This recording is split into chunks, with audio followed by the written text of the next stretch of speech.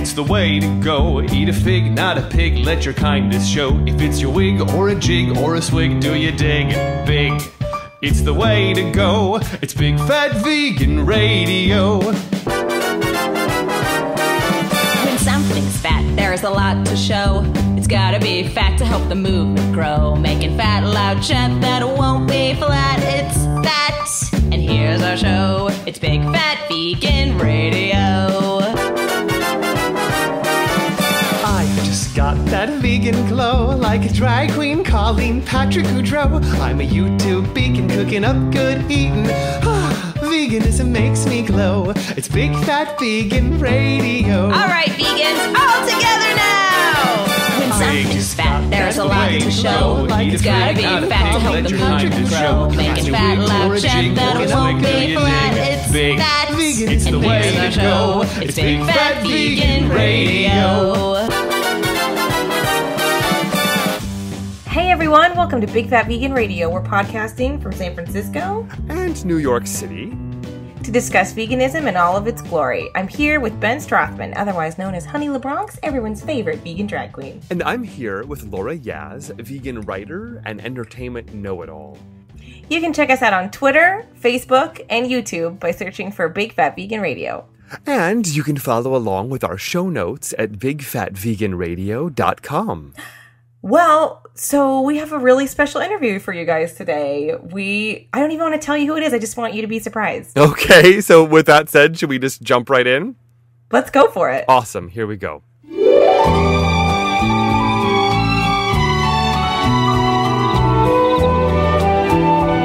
So, we have been talking to you guys about doing this for, I feel like, a really long time now, and we kept putting it off for a multitude of reasons, but we're just really excited to welcome our friend to the show, who you may know as the host of Red Radio. Please give a big fat vegan welcome to Erin Red. Hi, Red! Yay!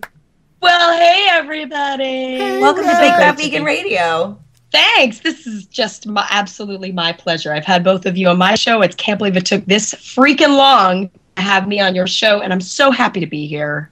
I know, it took too long. It took too long. Yeah. Yeah, but that's everybody's. I mean, please, my schedule. We had speed bumps. We had speed bumps. Yeah, and like somebody moved cross country. Something happened there. Right. I don't know. That didn't slow me down at all. I was very limber during that move. Yeah, but Ben and I had to get over our very upset. You guys took a while to get over it. We were a little bit distraught. Are you suggesting that I'm over it? You're right. It's a travesty and a great injustice, and every single day that I wake up, I'm simply putting up with it. Yeah, I'm a little bit bitter about it also, I have to admit. It's a little, Laura, it's like, oh, you know what?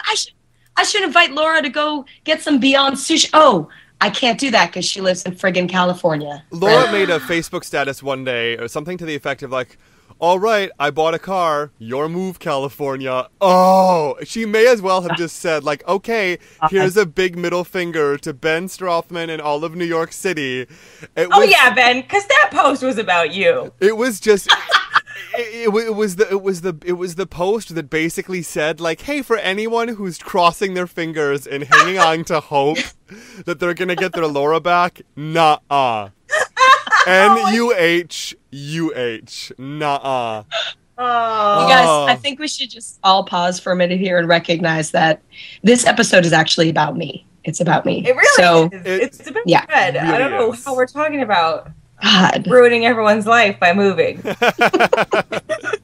Which I apologize for. Yeah, well. It's all right. I'm considering forgiving you, but I'm not ready yet. Not there yet. I had no idea the repercussions would span so far. I have to do some like deep intuitive healing work to get there, but as soon as I can afford that work, I'll let you know.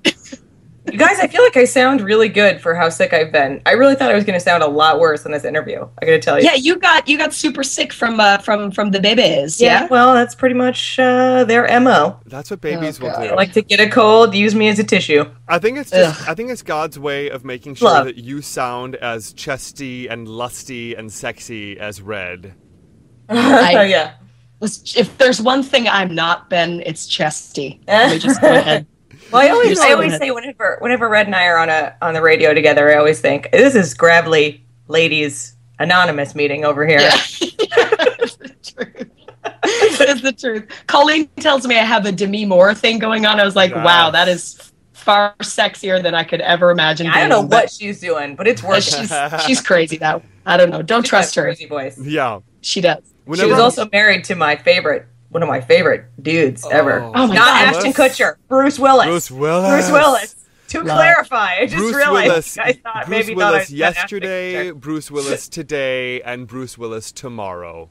Yeah, Bruce Willis forever. Oh. Big Bruce Willis fan over here. With hair, without hair. I don't Screaming. care if he's only capable of putting one expression on his face. That expression works for me. Oh, I love that. That's fine. You'll go with that expression. That's why I was so excited to see Looper, because I was like, wait a minute, you're taking a young, attractive man, making him look like Bruce Willis, and then putting him in the same movie as the real Bruce Willis? I got my ticket. I'm sold. I have to say, they did a pretty good job making him look like Bruce Willis, too. I mean, I agree. Yeah, it was good. They also did a really good job, I think, acting like each other. Yeah, they both had moments where I was like, oh, they're really trying to be like each other. I thought it was cute. I have some major issues with that movie, though, but we don't need to go into that right now. Total side note, I've been watching Golden Girls, and every now and then they'll flash back to the old country in Brooklyn, and the actress that they have playing Dorothy, B. Arthur, as a young lady, this woman must have gone to B. Arthur school. She's so, her mannerisms, her voice, her turn of, oh my God, it's uncanny. Go on. I'm going to have to look it up now. That's very interesting. That appeals to my interest. It's just uncanny. That's funny. Wait, so what the hell am I doing here again? I don't even, all I know is... all right. So, well, one of the main things, I mean, we talked about this back very early in our show's tenure. I mean, we're still early in it. But it was like the second or third episode, I think, we talked about the seed, and we mentioned sort of vaguely that some, stuff happened. Diapers had split open. Yeah. Right over a fan. Right over a fan. And anyway, we just wanted to get Erin on to talk about it, but we were actually a little worried about ramifications because it was such a heated topic. But basically, as everyone knows, Red was the co-founder of the seed, and I was very involved in the actual weekend of the seed. Yes, and let's not go any further before I just thank... Actually, I want to thank both of you, but Laura... Sorry, Ben, you got to take a back burner on this one, because Laura busted her gorgeous white ass for that show. So, Laura, thank you so much. Honestly, like, the time and the energy that you donated just to the show, I could not have asked for a better MC. So for those of you who don't know, Laura was the MC on the main stage, and she pretty much coordinated everybody that had to be up there, and she introduced them, and she was like wrangling all the maniacs running around that place. It was she was phenomenal. And Ben came and showed us support and shared a lovely meal with me after it was all over. We went to dinner with Colleen and David. It was amazing. Oh my God, that was so much fun. I was sick as a dog that weekend. It seems I'm always sick lately. So I really couldn't take part in as much. You were doing a lot of drag that weekend too. I remember you were booked to the gills. You had something every night. Yeah, it was just a really exhausting weekend for me. I was just really out of it. But what I remember though is that you had to cancel dinner with someone to go to dinner with Red and Colleen, and you came up to me and you were like, "I feel guilty. Are they going to understand?" And I was like, "You're going to dinner with Colleen Patrick Gaudreau. Cancel." Oh, that's right. Who was I think it was like Michael Harren or someone I was supposed to do dinner. It was just it was Daniel. It was Daniel. I was going to say Daniel, but I wasn't. And I was like, Daniel, it's Colleen. Yeah, and Erin Red. Colleen. I was like, why are you even asking me this? And Mr. Colleen. And Red. Yeah, we love David. Well, it was supposed to be David and Colleen and Nick and me. It was supposed to be a double date, and then Nick couldn't make it. He had to hang out with his daughter or something. I don't remember what happened. And literally, you were standing right next to me when that happened. And I was like, Ben, do you want to come? And you were like, really? I was like, yeah, dude, let's do this. I think, as I recall, I beat you to it. I think I was like, can I just invite myself along? Yeah. And you were like, that sounds like something you would do. I believe that happened. Oh, it does sound more accurate. I do have to say that sounds much more accurate. That was such a so fun long night. story short, you guys were both such huge supporters of the whole event. You know, Big Fat Vegan Radio debuted right around the same time as The Seed debuted. Yeah. And so you guys did a lot of advertising, and you were just so helpful and supportive of me being a crazy maniac, and it was awesome. You guys are amazing. So well, that's really sweet of you, Red, but I mean, I think it's important to say, because it's the truth, is that I never would have, first of all, nobody would have ever asked me to do that. If you're the one that asked me to do that, nobody else would have asked me to do that. I can't think of a single person that would have thought of me for that job. And also, I wouldn't have said yes if I mean, there's a handful of people that could have asked me to do that and I'd say yes, but I did it because of you, you know. Golly. But I'm serious. And so that leads us into basically what happened, which is, I mean, it was like maybe 2 weeks. The event was a complete success. Yeah. Like Massive off the success. rails Huge. success. Yeah. I couldn't we believe were how 11 successful it was. 11 o'clock. We opened our doors at 10 a.m. on Saturday. I think it was the 16th of June. Yes. And by 11 o'clock, we had to like stop people we had to like stop the line and turn people away because it was packed. We were at capacity. We were full. Wow. Yeah, and I mean, like it was just amazing, and the support from the community was out of control. People were so happy to be there. And Absolutely, all my favorite vendors were involved, and I feel like, you know, all my favorite restaurants were there, and it was great. It was great. Yeah, awesome show. Yeah, and then what was it like? It was like basically not about like 2 weeks after the show finished. One week to the day. 1 week. Yes. 1 week to the day. Well, also, wait a second. Before we get into this, let's just back it up and say that you were brought on by the team at 82 Mercer. Yeah, so what happened was a couple of years ago, it was 2011. It was probably early in the year, I want to say March or April. Forks Over Knives was in the theaters. And those of you who listen to Red Radio know that I train at a Muay Thai kickboxing gym. I'm an instructor and a fighter out of that gym.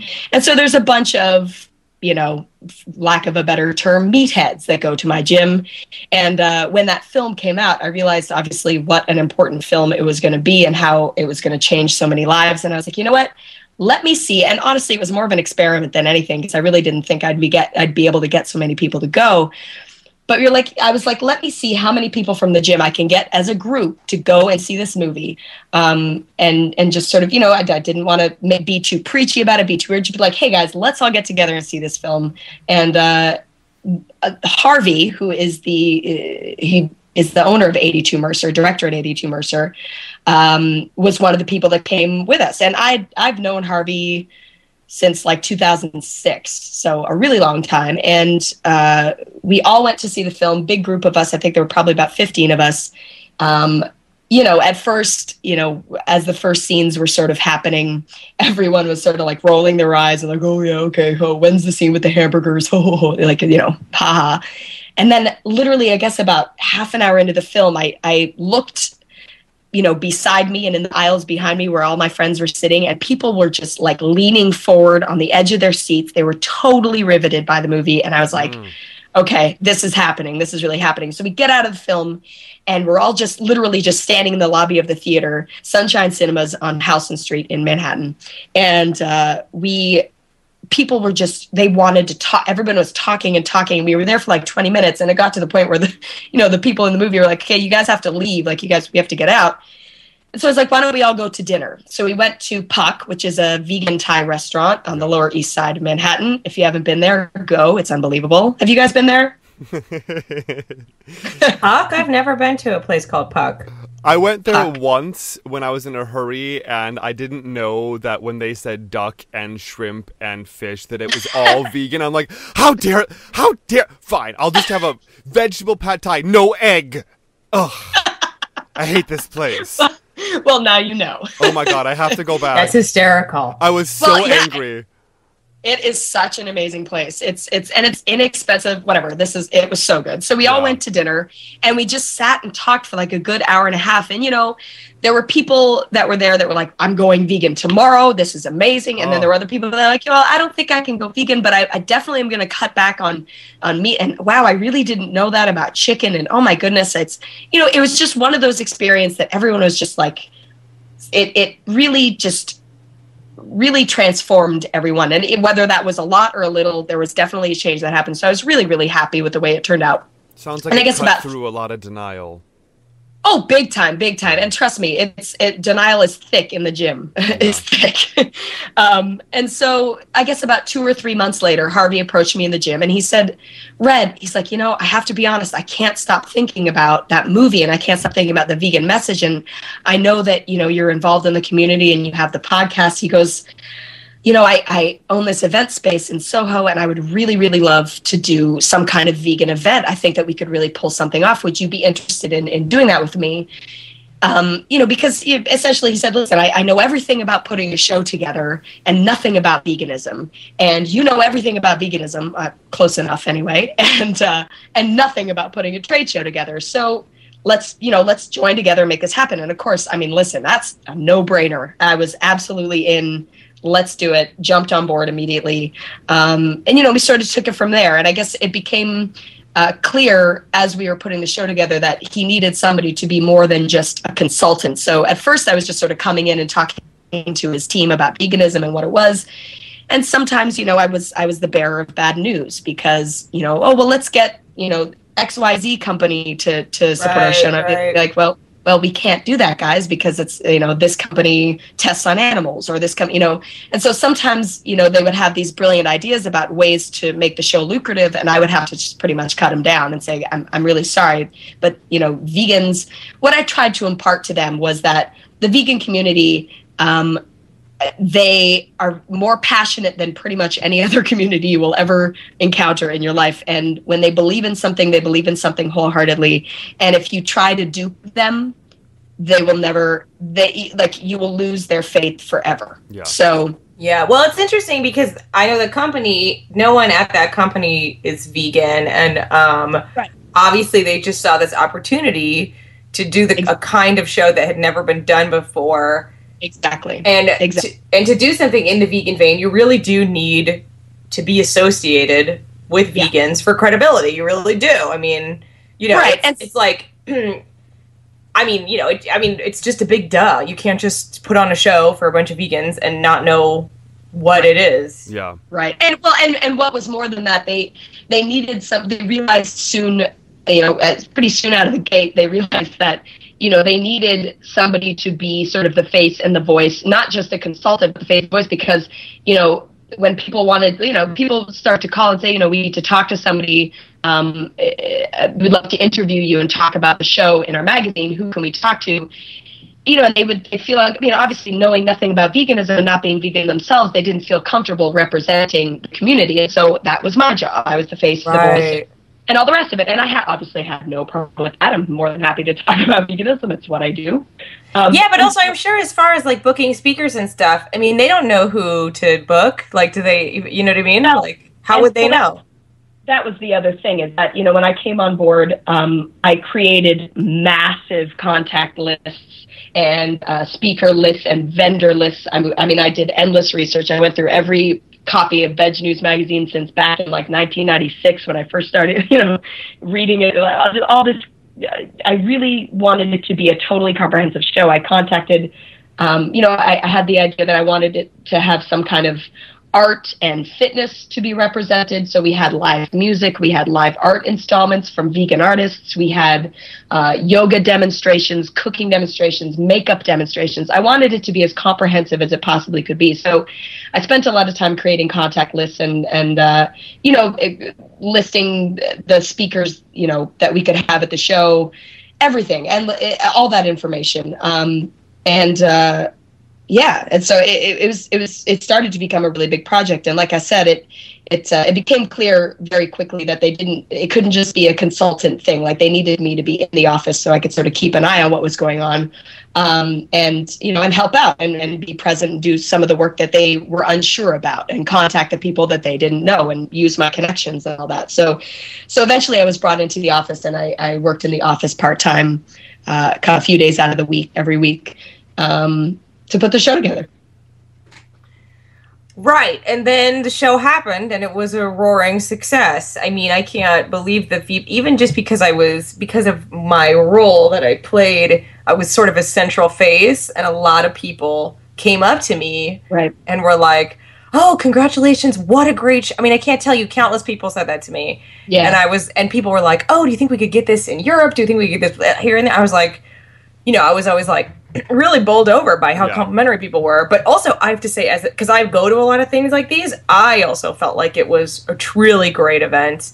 As as a just a sort of a witness to the event, I thought it was really fantastic, and I had a really great time. Although I was, I was very tired at the end. Yeah, oh yeah, please. By the end of that weekend, I was just a zombie. I was just done. But from day one, and then what did I move to California a month later? Yeah, guys? yeah, like a crazy person. I'm a lunatic. I gotta say though, from day one of that event, it was clear that like, oh, this is now an institution.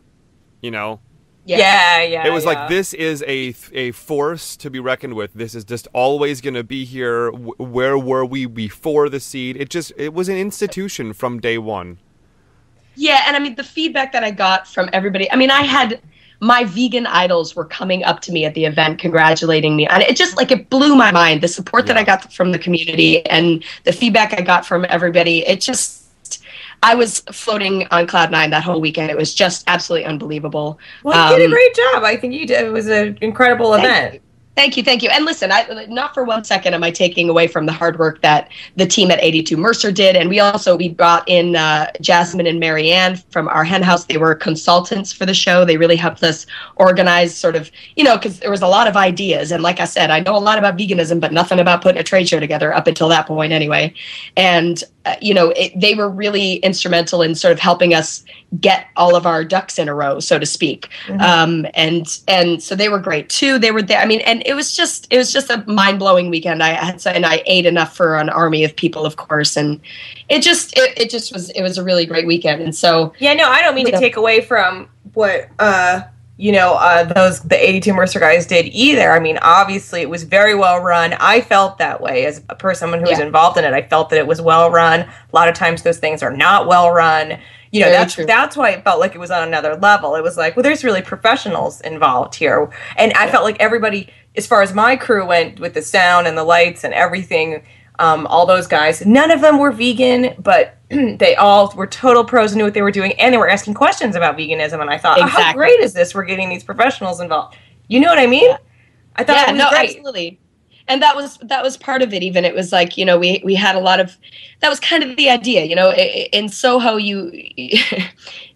if the show was held in the East Village, you might get some more people off the street that know about veganism and are into veganism, that's fine. But in Soho, you get a lot of fur wearing, grass-fed beef. Yeah, exactly. And that whole thing. And so,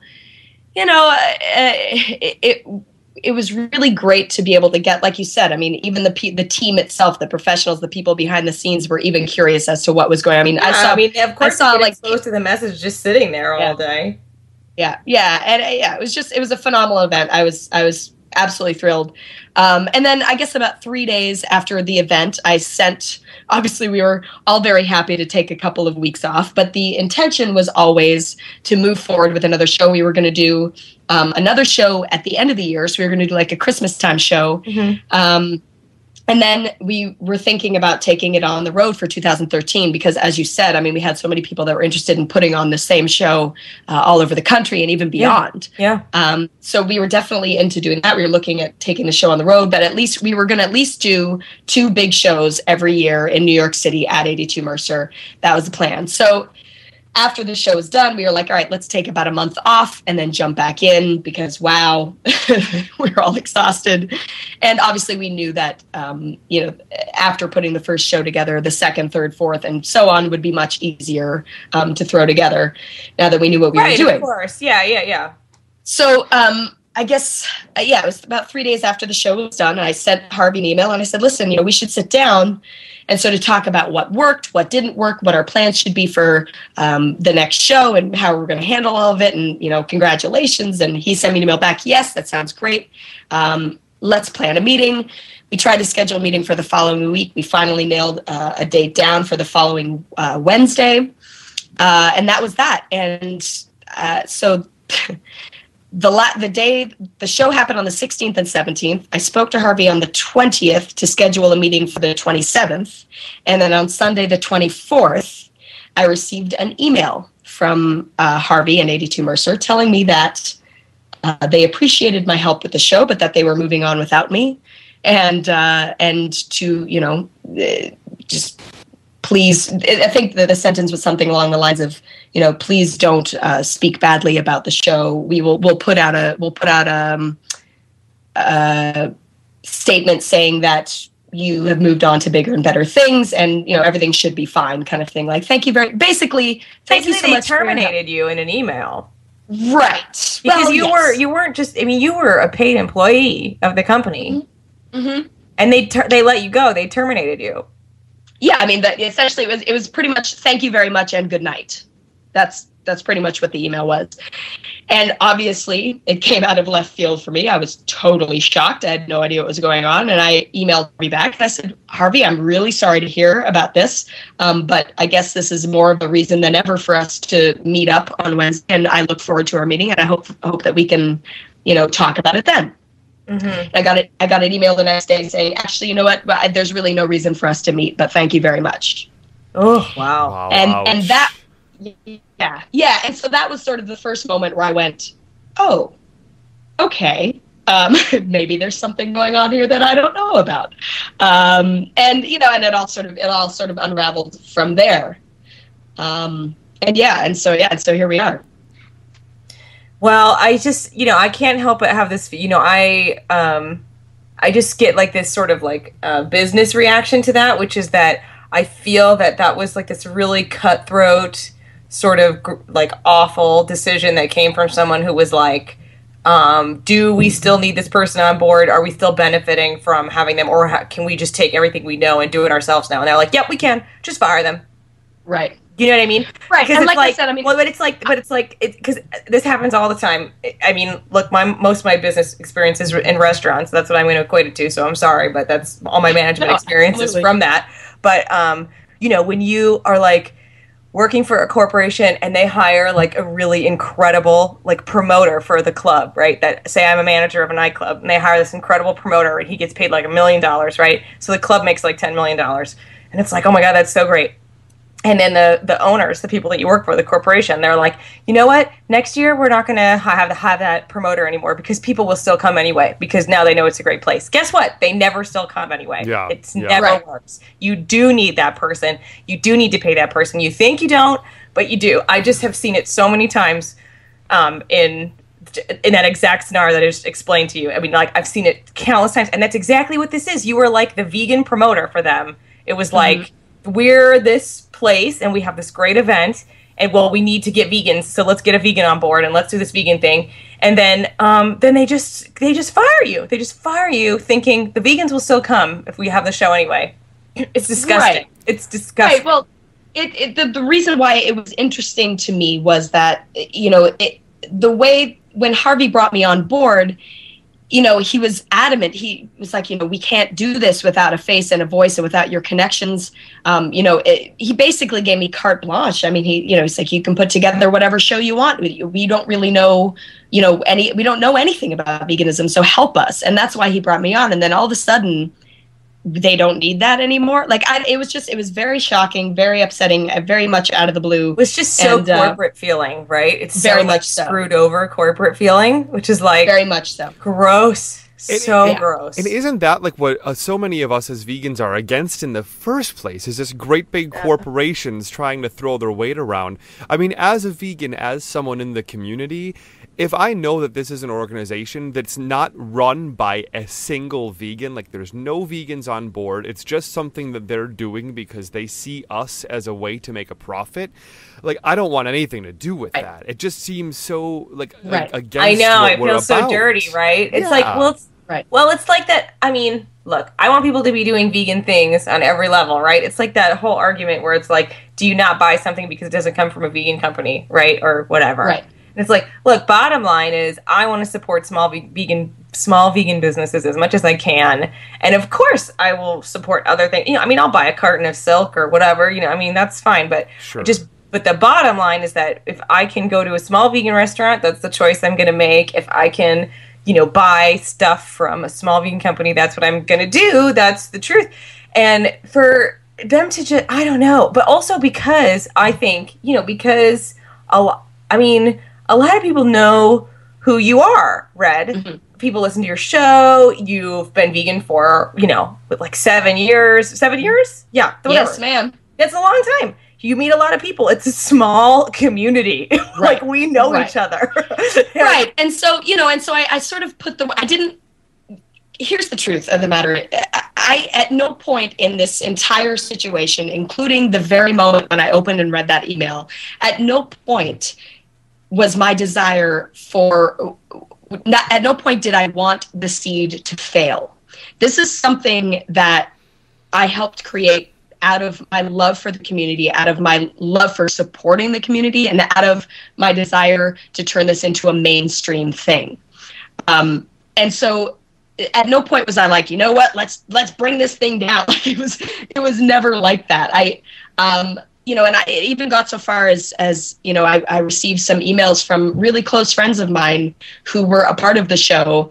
And they were contacted by the Seed talking about, advertising, writing, helping to write blogs, doing smaller events, appearing at the next event, that kind of thing.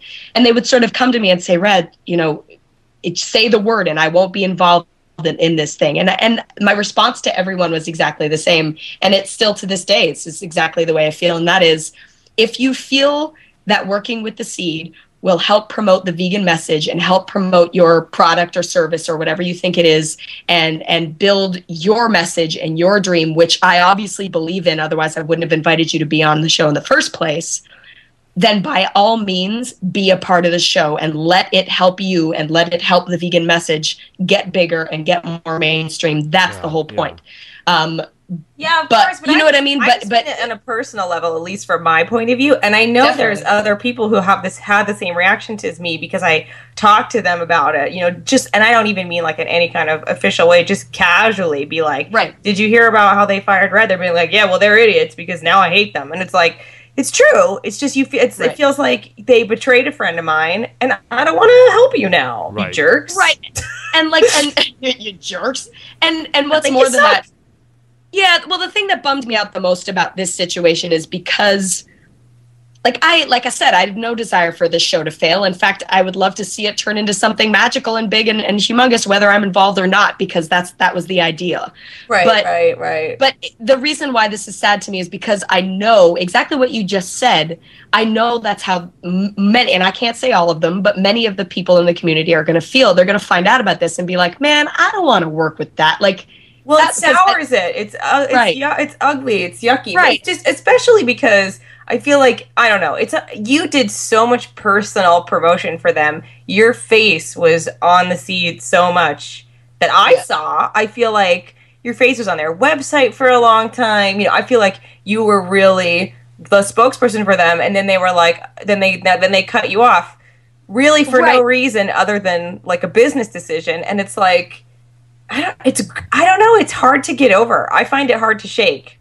Yeah, well, it was for a little while. It was hard for me to shake, and not so much for any personal reasons, or like egotistical reasons, anything like that, but just because I had this thing that I was helping to create, and I had this thing that I was helping to grow and turn into something just like out of this world. Yeah. And now all of a sudden it was just snatched away from me, and now I no longer have the opportunity to help this thing grow in the direction that I saw it growing in. And you did that much work too. It's like your baby then, that project, Right.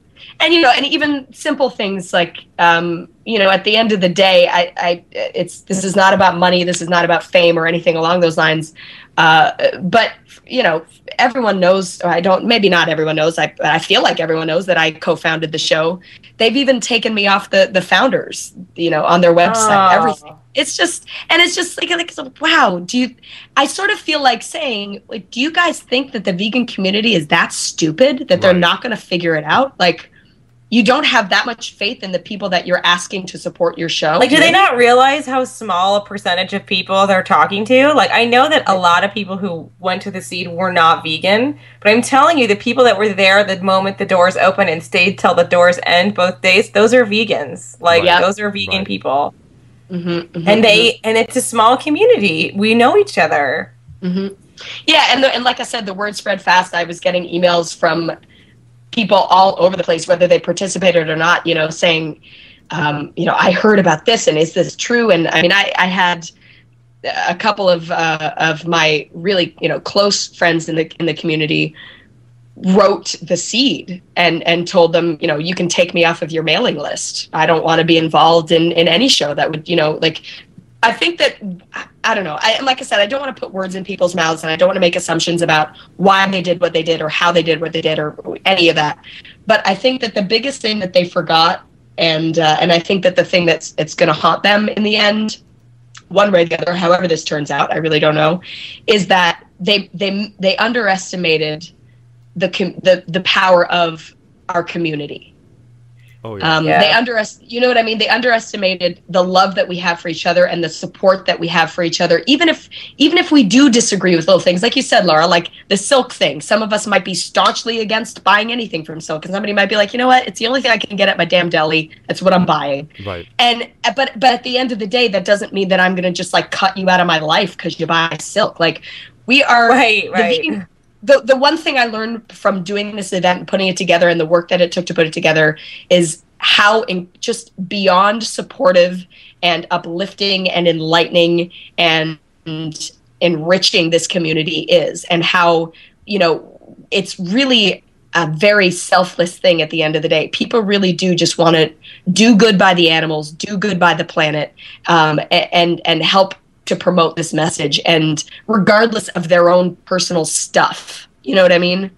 And it was it was so inspiring to be a part of that and to see it happen. And so I think at the end of the day, I think that was their biggest downfall, is that they didn't understand exactly what the vegan community means to each other. Right. And I really respect what you're saying about not wanting to discourage people, like, from supporting the seed or going to the seed if they want to, or being a part of it. And I really agree with that. And it's definitely not what not what we're trying to do by having you on. I just feel like it's, it was pretty shocking to me when it happened. Just because, I have been friends with you since before it's basically from the inception, basically, when I started working with them. And I was really shocked, and I just think it's important that people know the truth, and right. Well, that's exactly what I said too. I said I'm not here to we're trying to slander them. We're just trying to tell people what happened, because it's kind of wild. Right, and at the end of the day, like I said, I mean, I don't want to slander them because I don't want to see the show fail. I'd like to see it succeed. Yeah, if they want to keep doing vegan trade shows and they're successful at it, I mean, that is good ultimately, right? We agree with that, but it is really unfortunate that it had to come from all this ugliness. Exactly. If anything, I would of course love to see this succeed, because it was a really cool event, and I'm so glad that we have it. But I would hope that people listening would be encouraged to write to them and be like, hey, look, I would really love to take part in this. I'd really love to attend this, but I can't in good conscience, and here's why. Yeah. Mm-hmm. Yeah. And I have to say, the support that I've received from just people that attended the show, it's incredible. It's whatever, best community in the universe. Anybody that underestimates us, they be really crazy. Well, why don't we move on to a happier note, shall we? Yes, let's indeed. So we wanted to also take this opportunity to talk about the upcoming festival that we all love. Yes. Yay! The New York City Vegetarian Food Festival. So, Red, are you going to be involved in any way that we should know about? Oh, I am definitely going to be involved. You guys are getting an exclusive. I haven't even announced this on my show breaking yet. News! No way! Breaking. Yeah, Full this is epic. circle. We announced on your show that we were even going to do this little podcast, and it's now true. You are here to tell us what exactly. It's the circle of life, everybody. And holding up a small teddy bear. Sorry. I'm waving a stuffed animal above my head. Yes. Brilliant. Yes, reference. Brilliant. So I will be at the show both days. I will be attending. And I'm going to have a camera following me around at this lovely event. And I'm going to be doing something called 10 Questions with Erin Red. Yes. And I'm going to be compiling a list of 10 very simple, very succinct questions. Nothing too philosophical, because ain't nobody got time for that. I have a list, and it's actually a growing list because I'm emailing a lot of, and you guys will be receiving this email too. I want to know what the community wants to know from people at the show, and people at the show can be anywhere from vendors to speakers to demonstrators to attendees. Everybody's gonna get. I'm going to be running up on everyone with a microphone in their face, and they're going to have to deal with me. And I'm going to have 10 questions. It's going to be the same 10 questions for everyone. And I'm going to put together some videos afterwards, and we're going to post them. I think Sarah's going to work together. We're going to post them on the New York City Vegetarian Food Festival website. We're going to put them on my website and go from there. It's just going to be like a little moment with everybody at the show, and I hope that it really sort of loosens people up and gets people to talk about the more relaxed and fun and casual and wonderful things about veganism. Awesome. Yeah, I'm very much looking forward to it. And listen, I think we all know every time we go to the New York City Festival, okay, got it out. Every time we go to the Vegetarian Food Festival, we have a blast. And like so much fun. It is really a fun time. First one? Yeah. Did you guys go to the first I've one? been every year. Yeah. I Me think too. last year was my first one. It was your first one because Yeah. I have you on video saying it's your first time at this shindig. There you go. That's The previous right. year I had to work, so. The previous year, wow, I probably should not tell that story. So let's just act like I never started to say that. But yes, I was there. The thing that I remember the most about the first year was Allende's mac and cheese. Well, it was only one day the first year, right? It was I just know. Sunday. It rocked my world. Yeah, I that can't was even- gone by the time I got there. Holy God, it was unbelievable. Yeah. And yeah, it's like, and then the second year it was 2 days, and now again, And phenomenal the second year. I mean, they just got such a God. beautiful venue, and I thought it was great. it was so. I'm choking on my own spit. It was so great. It was just like, and everyone is just in such a great mood and so It feels excited. like a party, right? It feels like It a big really does. food party. It really feels like does. the And the vegan best kind of party Woodstock. that could possibly. It's a lot of fun. It's a lot of Ooh, fun. I like that, Ben. I The like that a vegan lot, Ben. Woodstock, I like yeah. The other thing that I think is really funny is that I guess this must have been the first year, but I'm sure it happened the second year as well. But I got in the line for the cinnamon snail because it was a really man. long line, and I thought that was the line into the show. And then I got to the cinnamon snail, and I was like, "What?" And they're like, "This is just for food." And I was like, "Oh." Well, I'm here. They're like, Might "No, as well." the line for the show is over on 17th Street." So you got to get on the subway and like, get oh. off at the next stop. I'll just take this sandwich and go. Well, you'll Oh, need man. it The you'll cinnamon need it snail for and- energy to get through the line. Yeah. They're going to be there too again, aren't they? This Are year? they? I hope so. They have been there every year. I mean, I live for them. So, and I'm Hopefully, flying in, so they better freaking be there. I need some freaking cinnamon snail. I love it. Are you going to be there both days? Are you guys going to be there both days? Well, I think so. we're doing our show on Saturday, and I imagine I will pop in on Sunday. Actually, Red, we should probably talk about this a little more. I'm trying to get a tattoo appointment on Sunday. Woo, girl. I emailed this artist that I know has done work on you. Anyway, she hasn't gotten back to me yet, but if I can book that, I'm gonna hopefully try to do that. But I'll probably stick my face in on Sunday. Yeah, I'm definitely Love going to be it. there on Saturday for our live show. I'll be there as Honey LaBronx. Yeah, tell me. I want to know about what you guys are doing. I don't know all the gory details. I want to know everything about it. Tell me. Well, we're doing a live show. It will be significantly shorter than our recorded shows. Yeah, which would be a very pleasant surprise for our I was listeners. going to say that'd be nice. Maybe some of my friends will come. No, we're really just gonna. We're really just gonna record a live show, and we're gonna just take. We don't have the whole thing totally planned, but one of the main things we're known for is answering questions. So we're gonna take live questions from the audience. I'm super excited about that. Love it. And it'll be our first show with Honey and not Yay. Ben. Yay. So that'll be really fun. Good, because Ben's a real drag. I just wanted He to sure tell you. can be. You I get gotta it? tell- You get it? Drag? Because I'm a drag queen, but the word can also be used sometimes as a I'm pejorative. I'm I'm kind of ashamed that I didn't do that on purpose at all. Oh, really? That was just a happy accident. It was so good, though.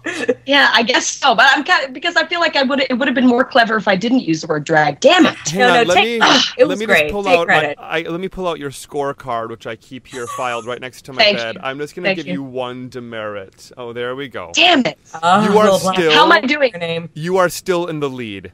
It's you and good. Ed, it's you and Ed Koch. You're both doing just fine. Well, except Ed Koch.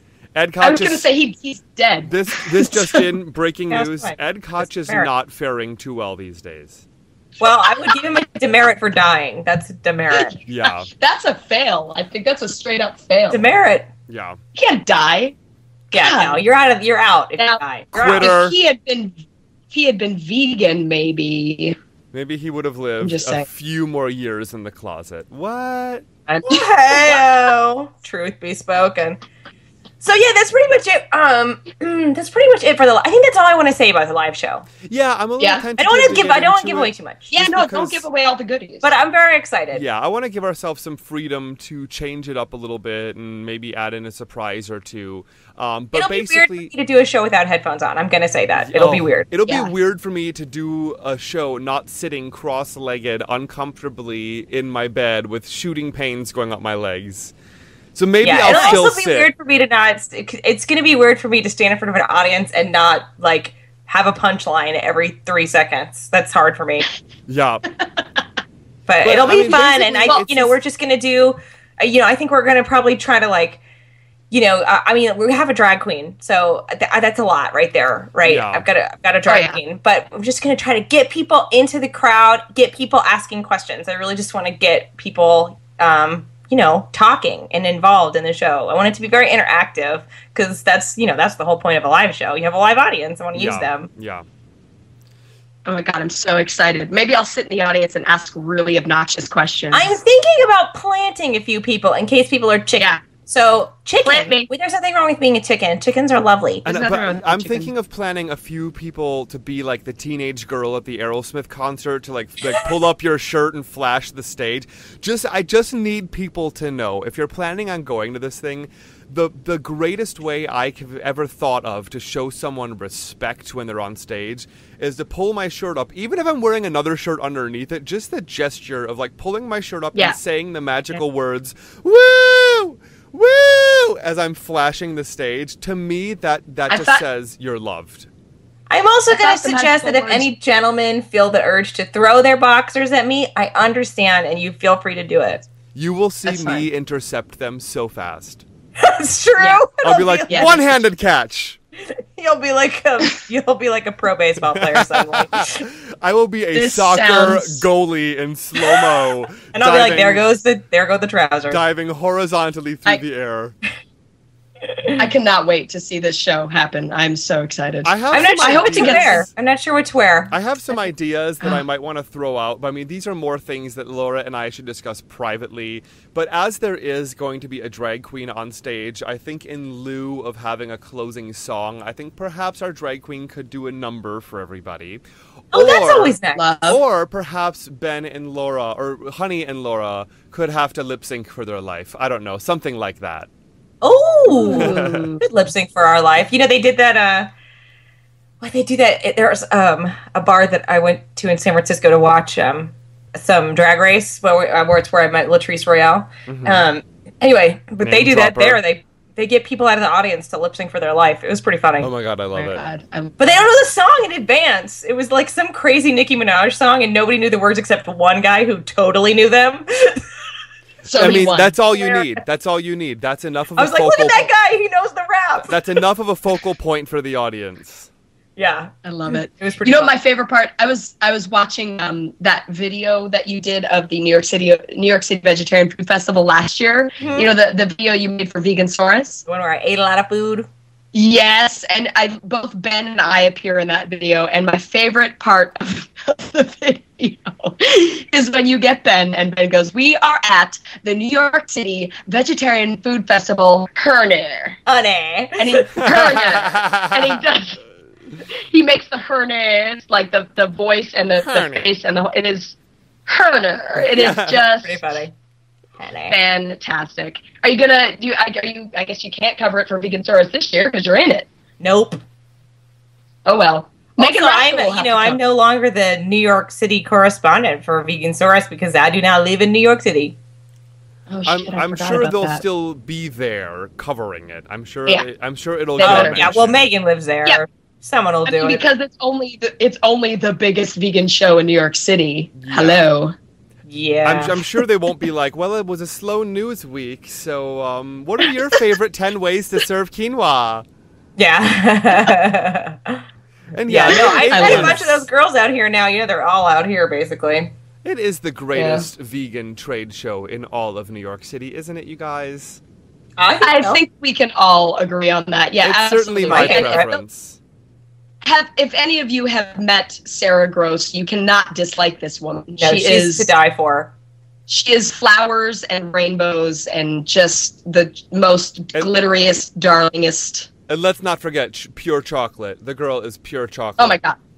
Yeah, and her company is like amazing. And everything her company does is amazing. For anyone everybody, Rescue Chocolate. Rescue Chocolate is Sarah Gross's company.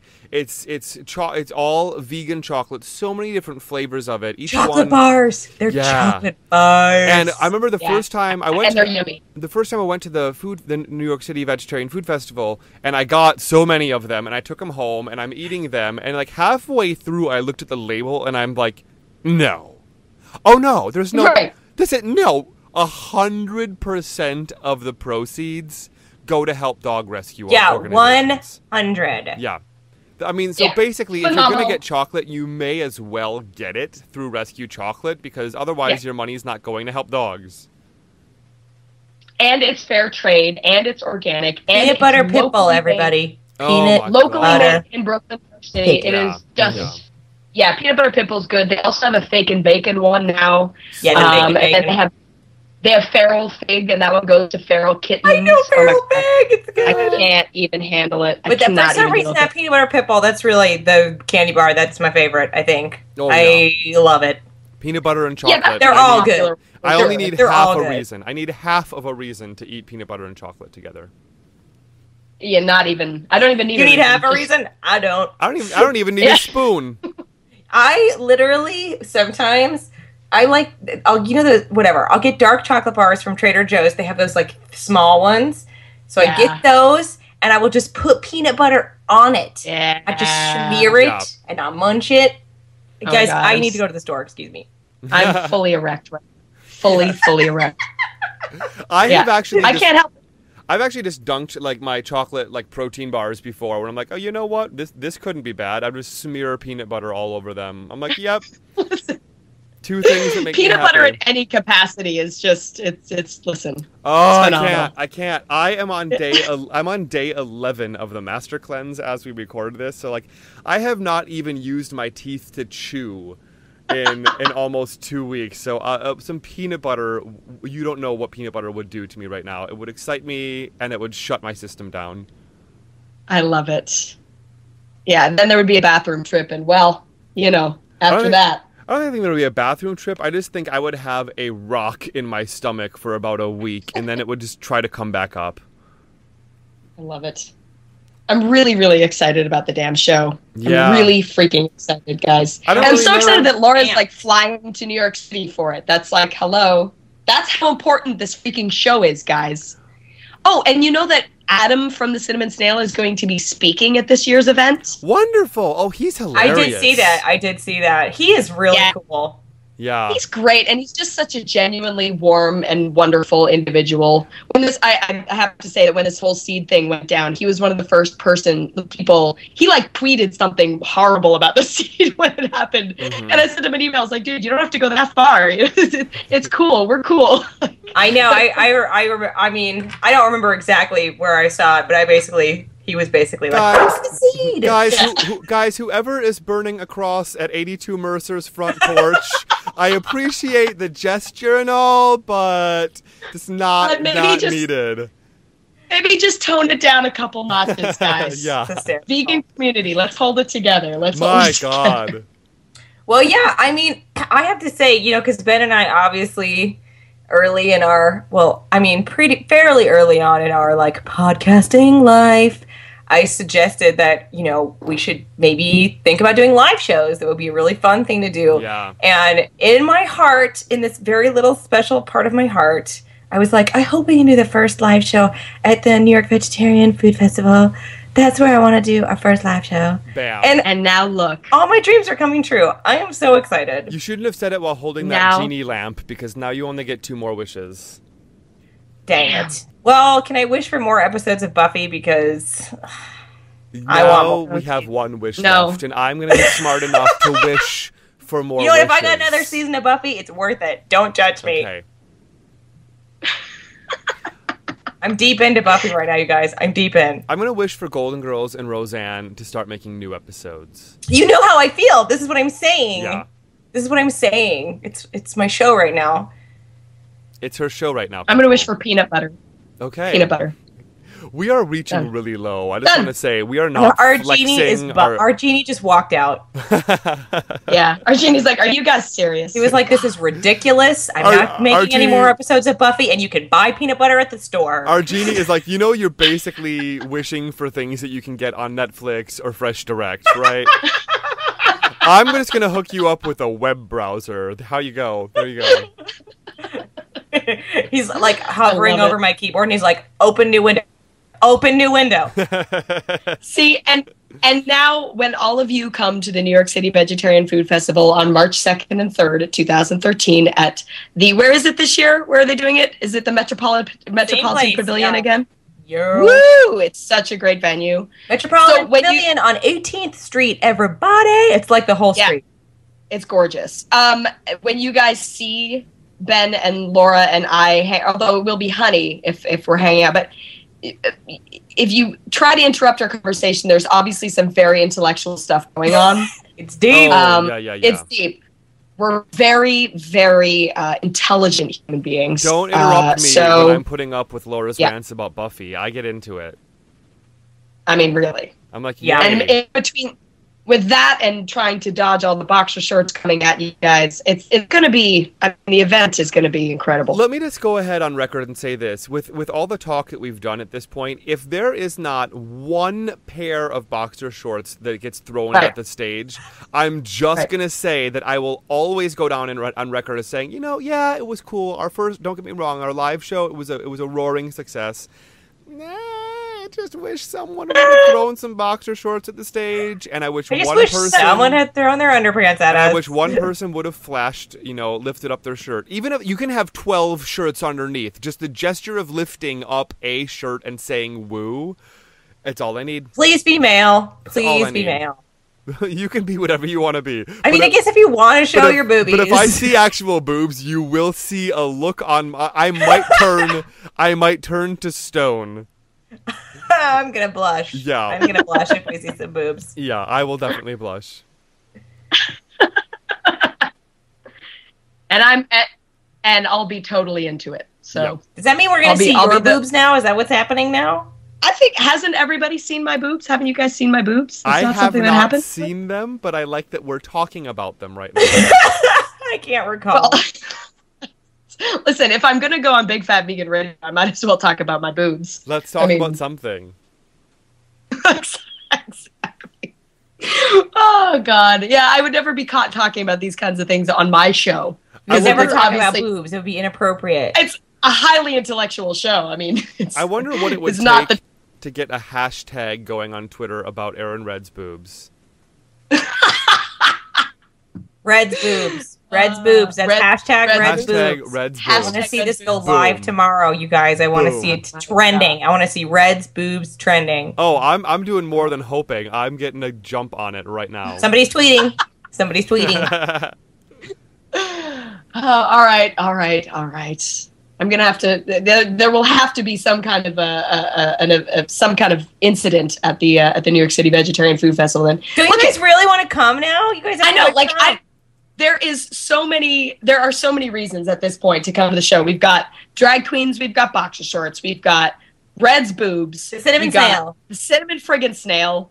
We've got, what else is happening? I'm in town. I'll be in town. Laura Diaz is in town for the event. I think Victoria Moran is speaking at this thing. Oh, I love her. I know. She's, I can't. I love her. And so obviously, you know, Daya is going to be there. The amazing, hello, I can't. And every year that I go to this show, every year that I go to the New York City Vegetarian Food Festival, there's like, they have all the vendors that we know and love and that we can't wait to see. And we've saved up, you know, $30 to buy a bunch of marshmallows from. Yes. And then there's always like a sprinkling of maybe 10 new vendors that weren't there the year before. You've never tried before. I know. I love that. I'm so excited to see who they have there this year. It's so awesome. I know. I'd never heard of that grocery store in Brooklyn, Paralandra or whatever. Oh, yeah. I'd never heard of them. That veggie burger was one of my favorite veggie burgers I've ever had. Super and yummy. They deliver. People who live in Brooklyn, they deliver. Oh, amazing. They deliver. Amazing. It is amazing. So the moral of this story is... Get your tickets. Maybe not so much.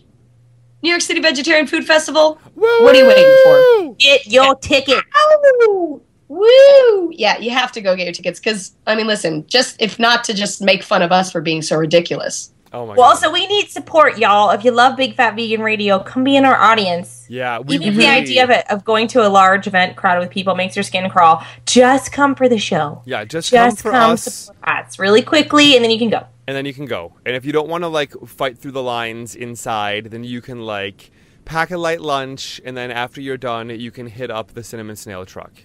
Yeah. I gotta be honest with you. You guys are not gonna want to leave after the show, though. You're not. You're gonna be once you're in, you're gonna be having a great time. That's how they get you. That's how they get you. We're gonna lure you in. We're gonna lure you in with the promise of a free show, and then you're gonna be like, "Oh my God, look at who's here! Everyone is here, and there's so much food around me. I don't even." But I do highly recommend that if you are into it and you're like, "F yeah, I'm going," get your VIP tickets. You get a gift bag. You get to cut the line. It's dope. I know you're probably thinking, "Oh, I never pre-order tickets for things. I never get tickets in advance. I don't want to spend the extra money." Trust me, it's the best gift you can give yourself on that day. You're gonna be like, "Oh, I don't even have to worry." Yeah. I can come and go as I please. It makes the weekend so much better. Yeah, it definitely makes for a much better weekend. Nothing makes me feel better than walking past a long line of people who've been waiting all morning and just looking at them and smiling and waving like I don't have time to talk as I'm just being flash your wristband and waltz in the door. Well, and truthfully, listen, this is the way you got to look at it. What is it? How much is the ticket for a VIP ticket? Do you guys know? For the whole weekend, I think it's $50, but I think a day is $30. Okay, so think about it. Let's say you want to go for the whole shebang, VIP ticket for the whole weekend. That's $50 that goes to support a vegan cause run by vegans. Absolutely. That's giving back to the vegan community. And they donate a huge portion to animal sanctuaries already. I mean, like Erin's right. They're totally they're on board. Like the New York City Vegetarian Food Festival is doing you want to give them your money. They're doing stuff that you want to do. Exactly. Absolutely. And that's what I'm saying. This is not just $50 that you're throwing away for a weekend. You're helping to like Laura said, give back to farm sanctuaries to help the animals specifically. It's giving back to the community in that, I mean, we're promoting a show, we're promoting a message, we're promoting products and services and people and the message itself. And it's run by vegans too, so it's like a triple win situation here. I mean, you really can't go wrong. It'll all come back to you, and you're also promoting the possibility to have the show come back again next year, even bigger and even better. And if your charity dollar is stretched to begin with, and you are of limited means and whatnot, and you're looking for a place to give back, I mean, this is the place to get to do it and get the most bang back for your buck. I mean, for $30 for one day or $50 for 2 days, you are going to get so much out of that $50, more than a shout out on someone's podcast, more than your name on someone's website, more than a small thank you. I mean, you are getting, I mean, even if you don't spend money at the event, there is so much free stuff and samples. Oh, yeah. You could easily make a day of it just eating free samples or like dollar samples. Yeah, and it's such a good time too. Everyone is in such a good mood and like thrilled to be there. And it's a great opportunity too if you bring somebody that isn't vegan yet, or maybe somebody that's on the fence, or maybe somebody in your family that doesn't understand why you're vegan. It's just a really spectacular way to like bring them into the circle and be like, look at how freaking awesome this whole world is that we've got going on over here. And listen, the food, don't even get me started. The food is out of control. And I can say, you know, after having planned an event like just like this one, and you know, having to go through all the motions of promoting it, and just like everything down to the last details, you really have to appreciate that Sarah has put on such an amazing event, and it just keeps getting bigger and better every year, and she really does give back to the community. This isn't about, you know, personal gain or fame or fortune or anything along those lines. This is about the community, promoting it and making it a great time for everyone. So love it. Love it. Love We'll you. see you You know what, there. Red? I'll see you in March. Oh my God, I'm so excited. Dude, by the way, it's like 2 weeks. Right. We'll see Word. you in a Like, I know couple about of it. weeks. Like that's ridiculous. That makes me feel crazy that that's happening in 2 weeks. But Oh my yes, God, I'm guys. very much. It's What? not next weekend. It's the next weekend. And then Yeah, the, then the following weekend. So soon! And then I'm the so the following weekend, the following Friday, I turned 34 years of age. Oh, well. March more. 8th. March 8th, y'all. Woo woo. Cause for a party, if you ask me. I'm actually thinking of having a big 34th birthday party. Laura, I don't think you'll still be in town by then, March 8th. Are you kidding? I'm only in town for the festival. That's it. Nah. I want to have a big birthday party, and I want to either call it Ben Strothman, I've finally outlived Jesus, or I want to call it Ben Strothman celebrating 2 decades of sexual activity. I think that's what I want to think I call like it. the second one. Yeah, the second one's good. So much better. Because it'll be 2 like decades.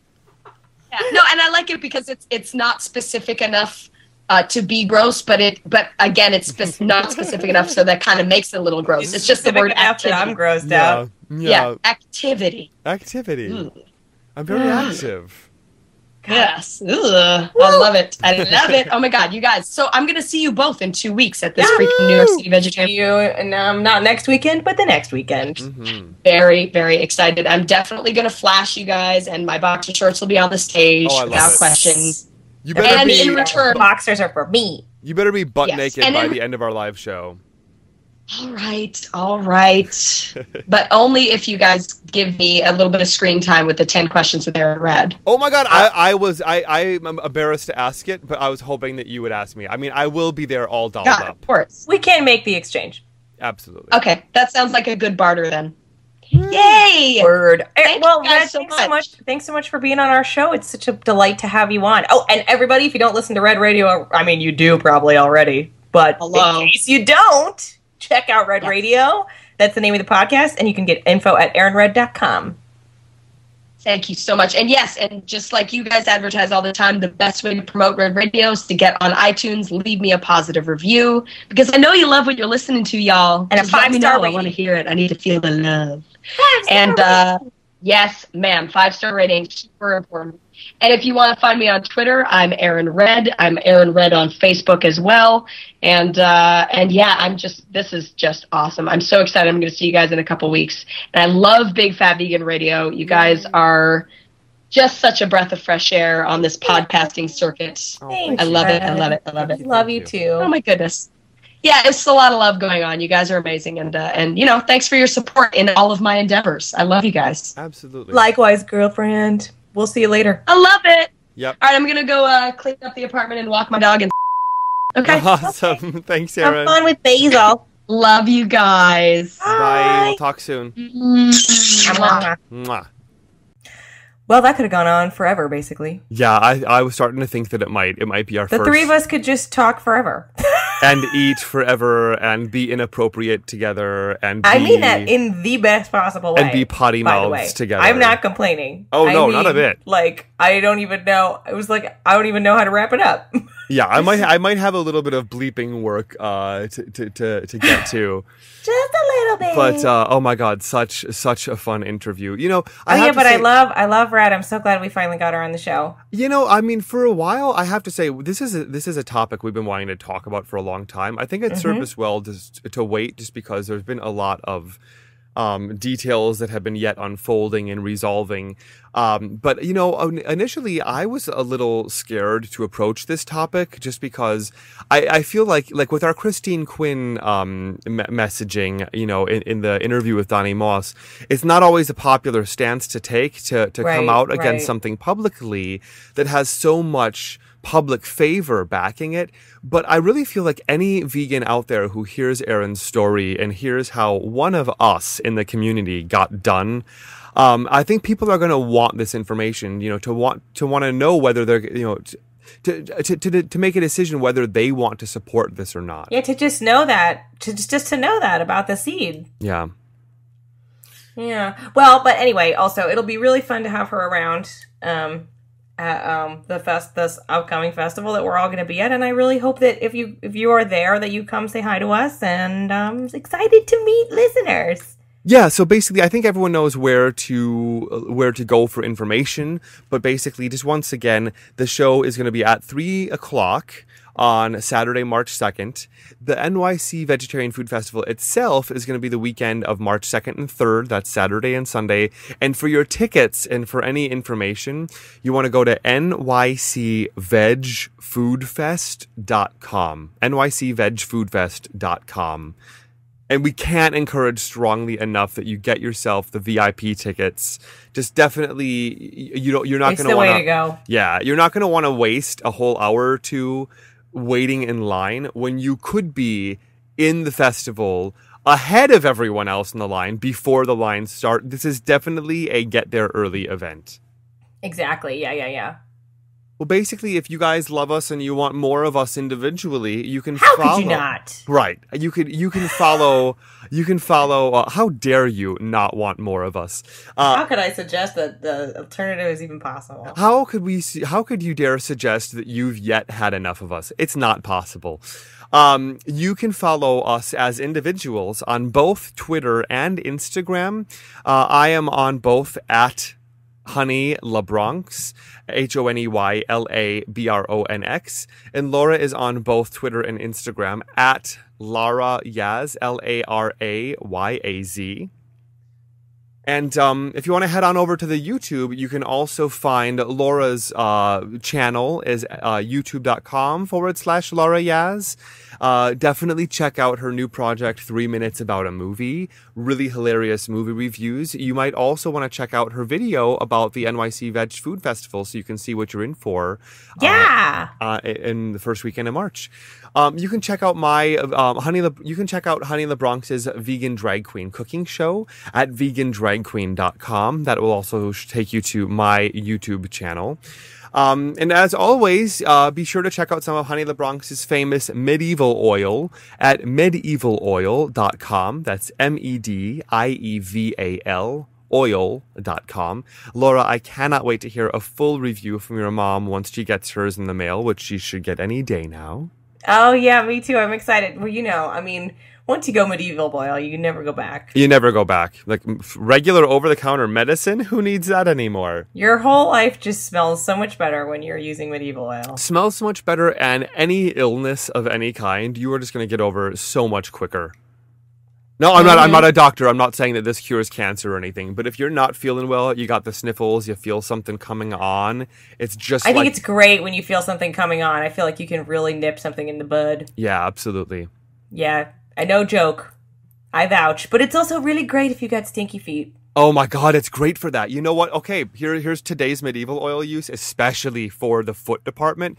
It's perfect for your feet. Put some of this in a small, 8-ounce spray bottle. Put maybe 15 to 30 drops of it in an 8-ounce bottle of water and spray down the inside of your shoes at night.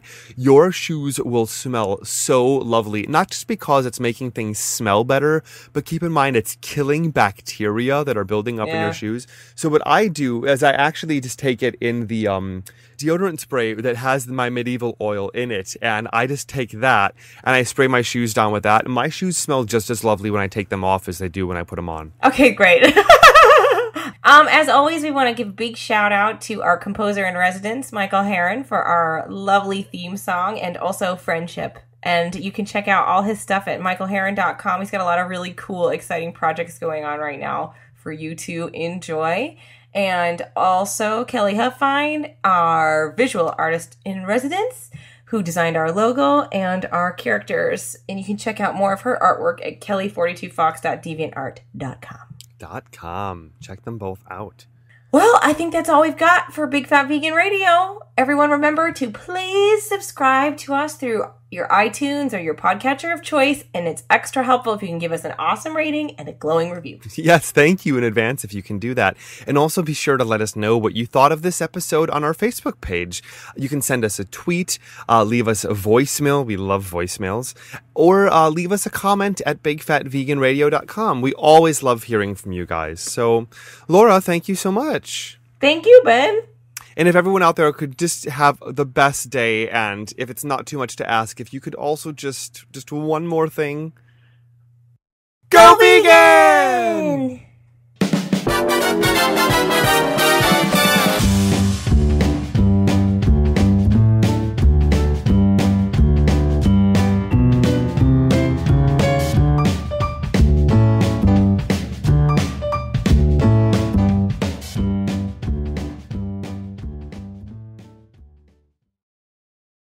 Sorry, I'm texting with my friend who understands that I'm upset that I'm about to only watch the last 2 episodes of Buffy and then I don't have any more. Isn't that the worst? I'm already going through that with Golden Girls. I'm like, wait a minute, I'm halfway through season 4.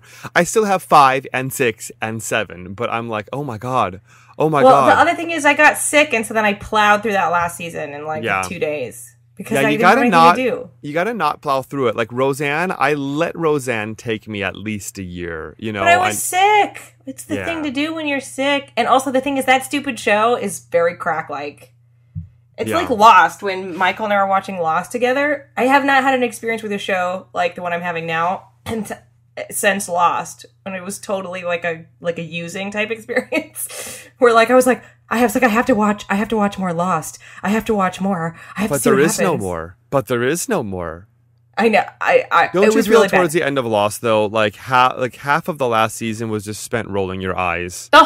Once they were off the island, then back on the island, it was like, what's happening? I hate you, people. Yeah. But the thing is, Michael was so much faster than me. That was the other part of it. I was using with someone who was enabling me. He would text me and be like, I'm on season 2, episode 21. And I was like, what? We just started yesterday. Yeah. So I was frantically trying to catch up with him all the time. I was in a lost K-hole. It was deep. It was not good. Yeah, anyway, you were like, I can't have a problem with Lost because I'm not as bad as Michael Harren. I know. It's his fault. Yeah. I wouldn't be using it this much if it wasn't for him.